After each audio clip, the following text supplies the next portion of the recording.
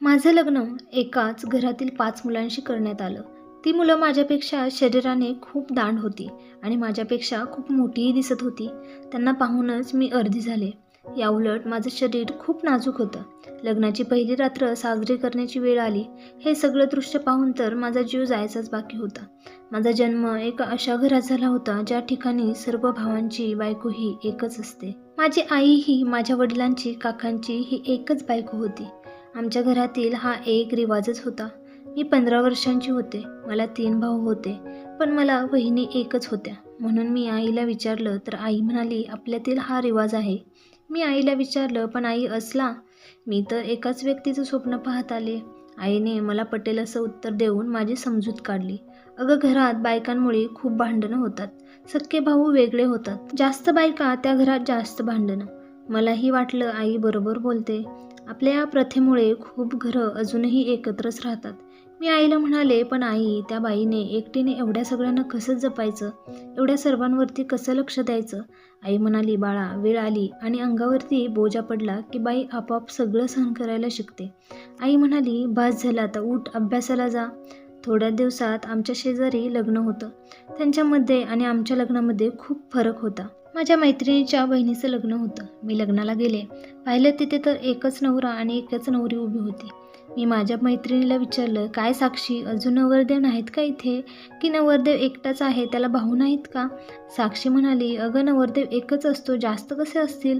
मी म्हणाले, आमच्यात तर सगळे भाऊ एकाच मुलीसोबत लग्न करतात. साक्षी म्हणाली, तुमची ती एक प्रथा आहे. ती म्हणाली, आमच्यात असली काही प्रथा नाही. मी जसजशी मोठी होत जात होते तसतसा मला सर्व गोष्टींचा उलगडा होत होता. जोपर्यंत काही समजत नव्हतं, कळत नव्हतं, तोपर्यंत एवढी भीती नव्हती. पण मी आता 18 वर्षांची झाली होते. मला पाहुणे पाहायला येऊ लागले. माझ्या डोक्यात रात्र आणि दिवस तोच विचार, मी कसं लग्न करू? असं मला नाही जमणार. मी आईला म्हणाले, मी बिनलग्नाची राहते, मला नाही करायचं लग्न. आई म्हणाली, अगं, प्रत्येक मुलीला लग्न करावंच लागतं. तुलाही करावंच लागेल. आता तुला एक नवरा मिळतोय की 2 का 3, हा तुझा नशिबाचा भाग आहे. माझं मन कोणालाही समजत नव्हतं. म्हणून मी वहिनीकडे गेले. वहिनी म्हणाली, तुमची आई बोलतात ते खरं आहे. मला कसे 3 नवरे मिळाले तसे तुम्हालाही मिळतील, कदाचित कमीही मिळतील. मी देवाला प्रार्थना करत होते, माझं ज्या घरात लग्न होईल तो मुलगा एकटाच असू देत. मी वहिनीला विचारलं, वहिनी, तुम्ही कसं जमवलं हे सगळं? सर्वांवर कसं लक्ष देता तुम्ही? वहिनी म्हणाली, तुमचे सगळेच भाऊ खूप प्रेमळ आहेत. त्यांना समजतं मला काय हवं आणि काय नको ते. हा, पण माझं लग्न झालं त्या काळात मला 1 महिना खूप त्रास झाला या गोष्टींचा. आणि बरं का, त्यातील एकतरी मुलगा असा असतो, तो आपल्याला खूप जीव लावतो. वहिनी बोलत होती तोपर्यंत मला छान वाटलं. पण पुन्हा तीच भीती. माझं नशीब खरंच कुठं लिहिलं असेल? मी झोपेतही देवाला प्रार्थना करायचे, देवा मला एकटाच असणारा नवरा मिळू देत. माझे शरीर हे एवढं किरकोळ, मी या सर्व गोष्टी कशा करू? माझ्या वडिलांना मात्र याची काहीच कल्पना नव्हती. मला भीती वाटते या सगळ्यांची. मला नाही लग्न करायचं. माझ्या वडिलांनी तर माझ्यासाठी मुलगाही पाहायला सुरुवात केली. आमच्यात मुलगी 18 वर्षांची झाली की ती शिकते की नाही शिकत याला काहीच महत्त्व नसतं. तिच्या लग्नाची तयारी लगेच चालू करतात. वडिलांनी सर्व पाहुण्यांच्यात फोन केला. माझी मुलगी 18 वर्षांची झाली, मुलगा बघा. हे शब्द माझ्या कानी पडताच माझे डोळे भरून आले. माझा प्रत्येक दिवस विचारात चालला होता. आई घरातील कामं शिकवण्याची गडबड करत होती. वहिनी सर्वांची कशी काळजी घ्यायची हे सांगत होती. पण माझ्या मनात फक्त भीती होती. असेच दिवस उलटले. एक स्थळ मला पाहण्यासाठी आलं.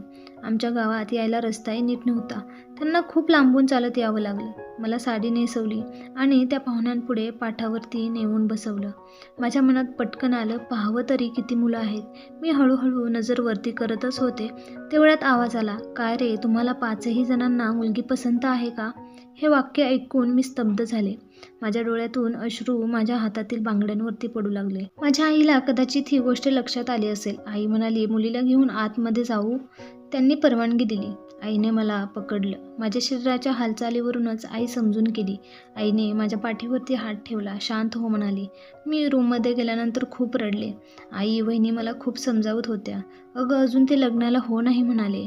मी म्हणाले, हो म्हणल्यानंतर या 5 मुलांसोबत मी राहायचं का? आई म्हणाली, हो, हे सर्वच मुलींना करावं लागतं. तू एकटीच नाही, आम्हीही या गोष्टी सहन केल्या आहेत. सगळे मला शांत करत होते.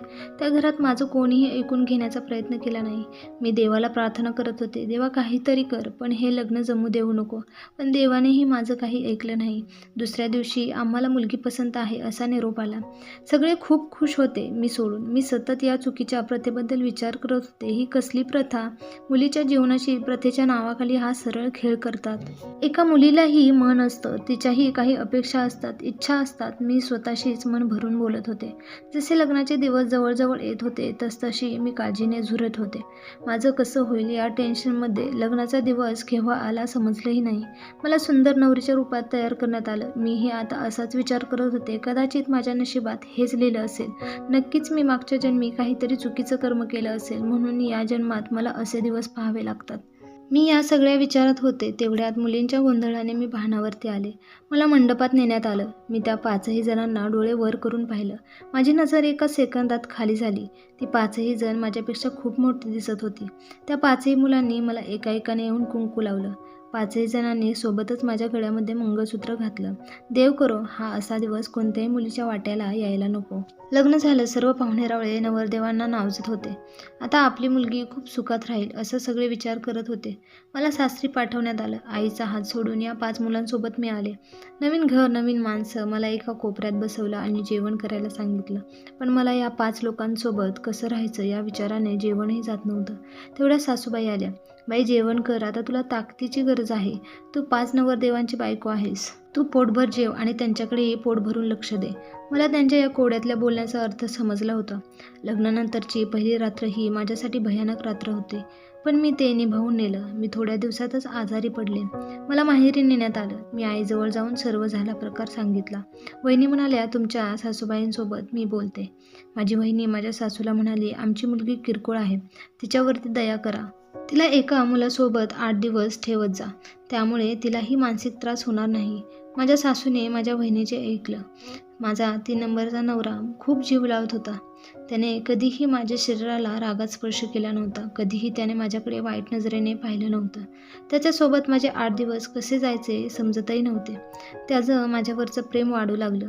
मला म्हणत होता, मला तू दुसऱ्यासोबत असलेलं नाही आवडत, तू माझ्या भावांपासून लांब राहत जा. पण मी त्याला समजावून सांगितलं, मी या घरात आहे तोपर्यंत हे शक्य नाही. मला सर्वांवरतीच लक्ष द्यावंच लागेल. माझी इच्छा असो किंवा नसो, तो माझ्या प्रेमात पूर्ण बुडाला होता. एक दिवस तर त्याच्या मोठ्या भावाने आम्हा दोघांना मारहाणही केली होती. तुम्ही जास्त वेळ एकमेकांसोबत असता म्हणून. असे दिवस जात गेले. मी आणि सुमितने पळून जाण्याचा निर्णय घेतला. मी आजारी आहे असं नाटक करून माहेरी जाण्याचा निर्णय घेतला. सुमित घरीच राहणार होता.